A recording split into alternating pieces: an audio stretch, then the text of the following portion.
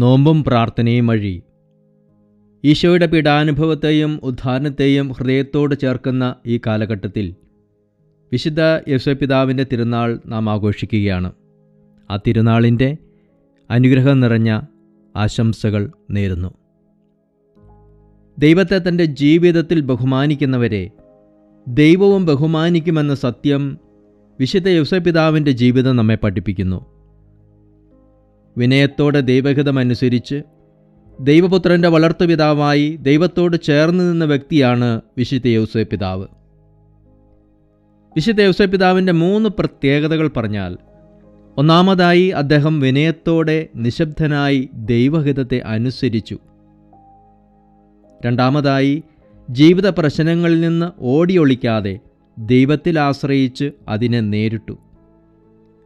മൂന്നാമതായി കുടുംബജീവിതത്തിൻ്റെ കഷ്ടപ്പാടുകളെ തൻ്റെ ജീവിത ബലിയാക്കി അദ്ദേഹം മാറ്റി. ശുദ്ധതയിലും വിശുദ്ധിയിലും ഇളങ്ങിയ വിശുദ്ധ യൗസേപ്പിതാവിൻ്റെ മാതൃകകൾ ഏത് ജീവിതാവസ്ഥയിലുള്ളവർക്കും പ്രചോദനമാണ്. നമ്മുടെ നീറുന്ന ജീവിത പ്രശ്നങ്ങളെ വിശുദ്ധ യൗസേപ്പിതാവിൻ്റെ മധ്യസ്ഥത്താൽ കർത്താവിലേക്ക് നമുക്കും സമർപ്പിക്കാം.